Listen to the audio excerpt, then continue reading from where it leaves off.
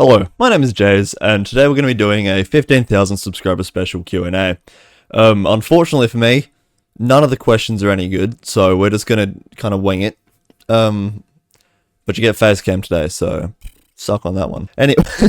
Anyway, I'm just going to read down the list, and I'm ignoring the shit ones, like, have you ever heard of the tragedy of Darth Plagueis the Wise? Fuck off. I don't care. Okay, so the first question is, will I ever upgrade the End Dimension? Now, I've talked about this on stream before, and my general consensus is probably not. We've seen a lot of times that people have given their best go at a end update, and I must say I'm not particularly interested in doing that kind of thing, just for the sake of just how many times it's been covered before. Like, we look at people like Whimsy, we've got all those Enderite updates. The better end mod, there's so many different things. I've kind of had to go with it before, but I don't really have a reason to as of right now. I'm not going to say completely no. There's a chance in the future. There's a couple questions like this. There's a chance that in the future I go about doing it, but for the current time being, I don't really want to. I don't see a reason to do it, and I think that I would be better off just doing other things that are more unique and creative to myself. Okay, question 2 is from Milton. What has been your biggest inspiration in life? And on a lighter note, what kind of music do you usually listen to while working? Also about Mr. Fish, but that's a character none of you guys understand yet. They'll be in Backyard Season 2. For my YouTube channel itself, I have gone through a lot of different phases and what different things I want to cover. But as a baseline, my channel was based on a couple people. First of all, Gork's Art. That's where the kind of sketchy, fun, also the cinematography comes from. But all the sketchy graphics, my character's art style itself, its head, and just my normal art style itself. The really cartoonish, exaggerated proportions, that comes from Gork's Art. He's a really amazing creator. The video structure itself comes from two creators, and that is Martin Sato Pants, which is the frog guy, the Australian frog guy. He does the character like I do, with a stock image and then a character on his head. However, for my character, it's actually photos of me that I've put my my head on, but that's unimportant. He splits his videos up, so he will talk about something. He's got his little character that sits there, and that talks for him, and that's what I do. And then on the other hand is also Danny. Everyone knows Danny. He's the guy that makes all those the games and stuff for YouTube. He doesn't really do much anymore, but that's definitely one of the higher regions that I do this kind of thing. Also the video structure, kind of the chaoticness, the way I present my actual devlog part of the mod, that is mostly inspired from Danny. There's obviously a lot of other external sources, various other creators that I base my stuff on, movies and that kind of thing. There's a lot of different inspirations, but just for the main creators, it's those ones, and I think they're definitely the ones that have had the biggest impact on my style and how I run things. How did you start programming? Did you jump into Java, or did you start with another language beforehand? So I kind of have a very, very, very small amount of C#. I did that once for Unity. But aside from just a little bit of C#, that's it. I don't even really know Java myself, to be honest with you. I found a tutorial from Corp and Joe on how to make a mod, and it's been that from there. It's just been problem solving and kind of guessing and getting a bunch of really talented people from my community, such as Romeo. We got Trash of the Village, Diamond, just a bunch of really talented people in my community that I've been working with and talking to about different ways that I could go about adding stuff that I want to get into the game. And somehow I've managed to pull it off so I can make proper mods doing that. What originally got you into making mods for Minecraft, and what would be something that you recommend to people who also want to make mods? Okay, so like I said earlier, Suited Llama was this old creator. He used to make tutorials and mods himself. So he'd make the mods and he'd make tutorials, but he'd do them in a really just kind of an entertaining way. And that was the thing that first sparked me into working with mods. That was back in, I want to say 2021. Not a massive amount of time ago, but enough. And then I took a break for a bit, and now I'm back making them. Kind of on a whim, actually. The end of 2023, I reckon, I just went, man, I want to do some coding again. I want to add some stuff to Minecraft for myself. And I've been continuing to do that since then, up till now. Which animals do you want in Minecraft? I like sharks and dolphins and stuff. We got dolphins already, so an orca would be cool. That's probably my favorite animal. Alright, we got a bunch of good questions. I'm assuming this is about the sniffer video because I've been teasing that for a while now. Okay, so my questions are, how many pretty plants are you planning to add? 2. There'll be 2. Are any of them edible? No. Are you aware of the Industrial Revolution and its consequences? Yes, I did do the module in history back in year 10. After sniffers, what do you plan on adding next? Wouldn't you like to know? And finally, drumroll please, do the torch flowers glow in this one? Well, we'll have to watch the video when it comes out, but it does, yeah, they do. Alright, 2 questions. Is the horn sniffer male? Again, about the sniffer video, you guys don't have to ask about that. I gave you the ability to ask any questions at all. By the way, if you have any more questions, feel free to leave them in this comment section, I will answer them. I guess the sniffer's male if it has horns. Yeah, that's the ball sniffer that I'm working on. Anyway, have I ever been to Coffs Harbour? Yeah, there's a photo of me in front of the big banana. How long does it take for you to code blocks and mobs? And also have a cookie, thanks. I don't know, it depends on the complexity of the mob or block. Something like, I don't know, a simple zombie entity. The old bandit back in the desert update, that was very simple. It was just a hostile entity. I want to say I spent maybe an hour or 2 on that one.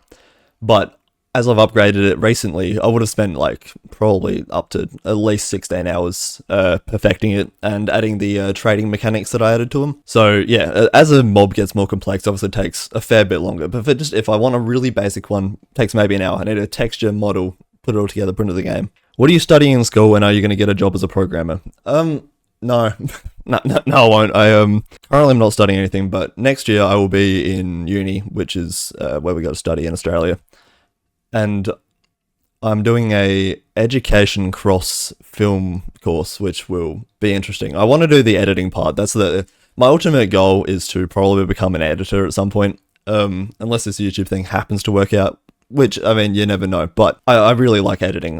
It's probably my favorite part of the process once I get started with it. Beforehand, however, I'm procrastinating it all the time. But, oh well, anyway. Why are you so cool and awesome? Well, what is your favorite texture / model / particle you've made for mobs? I'm not really sure. Oh, actually, you know what? The butterflies. I love the butterflies so much. They are definitely, without a doubt, my favorite. I think I pretty much peaked with the model there, and the textures in them are really nice as well. I'm surprised I managed to pull that off, and they look so good in the game. It's actually so cool. How did I pick my Minecraft skin, and what went into that process? Alright, so, my Minecraft skin used to just be me. No, before that it was a slime. It was a blue guy. You can see it inside of the video I did with Quark. The first one I did with Quark. You can see my hand is like this blue slime skin. That was prior to me changing my skin. And I got the base. Okay, we're going to keep answering questions, but in normal Minecraft survival now, because someone broke into my house, and I figured that by the time they get to my room, if I'm still recording, it's going to be really embarrassing if I have to explain that I'm a YouTuber. So anyway, back to how I was picking my Minecraft skin, which is probably actually a perfect time to move to this. So as you can see here, I've got this skin here. But if I swap over here, let's see. Oh, I don't have any old ones. That's a shame. Oh, no, yeah, there he is. Okay, so that used to be my old skin, and there also used to be a slime skin, but he's in different videos, in Quark's video.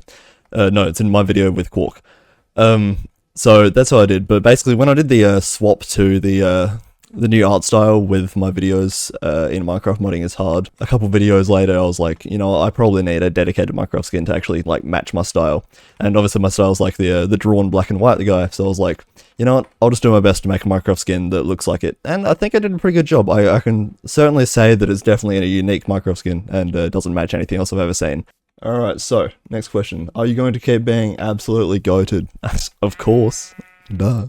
Also just realized I forgot to answer the music one from earlier, so we're gonna go back to that question. Okay, so I have a public Spotify profile. I can link that in the description, which will show you most of my playlists that I use, just like on a day-to-day basis. But no, my certified band of all time is gonna be Queen. They're quite cool.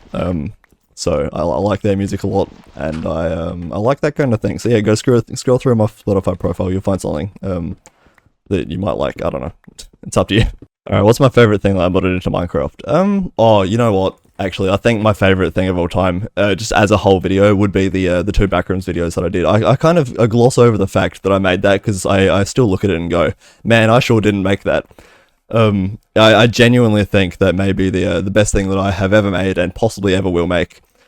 And no, I'm not making an episode 3, no matter how much you guys beg. It's not happening. That thing almost killed me. I loved making it. I loved the final result. I watched the video the other day again, actually. It's such a good video, but that thing, it almost ended me. I almost got wiped off the planet by that thing. I was so tired by the end of it. I was exhausted. So it was a rough period, but God, was the outcome worth it. So yeah, I reckon the backrooms, especially episode 2, that's definitely my favorite thing I've ever modded into Minecraft. For sure. There's nothing, I can't top that. How'd you learn to code in Java? Again, I didn't, I covered this earlier, but more importantly, do you consider it hard to mod Minecraft? No. I made the video, Minecraft Modding is Hard, Never with the intention of it blowing up to the scale that it got to. It was never supposed to be the thing that shows up first when you search up Minecraft modding.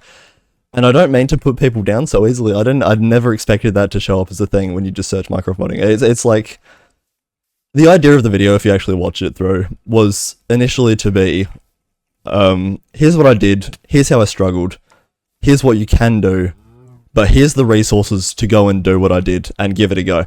The idea was, it was supposed to be a positive outlook by the end of it, but I don't think I really covered it as well as I could have. Keep in mind, that was my second modding video, so it was definitely not the extent to what I can do today.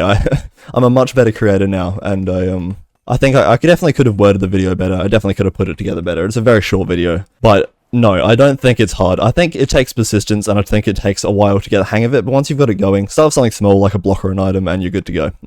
After that, you can just keep expanding how you do stuff. Alright, we got more coding questions, because why the fuck not?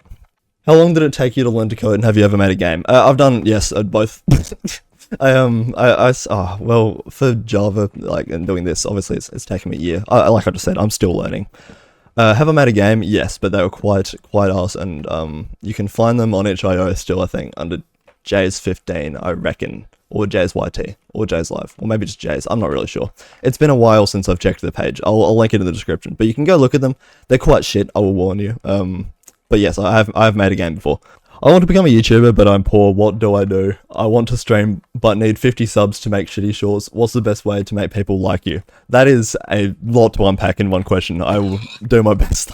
Look, I've been doing YouTube since I was 13, I reckon. I've been messing around with making videos, editing. I started on iMovie and on an iPad, for God's sake. If you have a phone, if you have something with a microphone, if you have something that can record a screen, if you have Microsoft Clipchamp, you're set to go. I'm doing a video at the moment behind the scenes where I'm working on something that will be outlining more of my editing process and how I go about doing that kind of thing. But put fairly simply, if you have the tools, if you have a phone, you can make a good video. You can install an editing software on there, you can record voiceovers, you can add stuff on top. If you have an editing software that can put an image on screen, you can make an animation. That's all I'm saying. Sure, it'll take longer, it'll take more persistence, and you'll have to learn and like kind of put stuff aside to like be able to do it, but if it's what you really want to do, you might as well just go for it. It's going to take a fair bit of effort, unfortunately. That's the simplest thing, is that video making is not that easy. Especially if you want to make something that looks good. It takes me, there's a reason it takes me a full month to get out a video. Sure, this kind of video that I'm doing right now, it's going to take me like an hour or two to make. I get to edit it all together. I've been editing for years now, so I can edit together a survival video in maybe 2 hours. But the videos that I do now, the editing itself probably takes up more time than modding, because I put so much time into making sure that everything's just as good as I can get it without being too over perfectionist. Also, if you want to get big fast, sure, make shorts and TikToks and that kind of thing, but I have deleted all of mine because I realized, man, I fucking hate shorts. They suck so much. I hate short form content. You can still find my TikTok account, but I don't like it. It's not my favorite thing to be doing. They don't take very long. I feel disingenuous doing them, but you know, if you want to make them, I'm not going to stop you. Are you evil? I was asked this by several people when I first joined the backyard. It's not a that's a SMP I'm on, by the way. That's a regular question, and oh fuck, there's a creeper right there. I might be though. Really, I find, obviously I'm a bit more genuine on my second channel because I have time to be able to properly showcase my personality as like just me. But there's so many fucking monsters. I'm really just running and talking. That's fine. I find that on my main channel, I very much go for the pessimistic kind of thing. Even on my jokes and like sarcasm in real life, that's what I lean into. It's the best character for the best entertainment, kind of. Because genuine me, you guys don't know who I am, so you just kind of know the character that I play.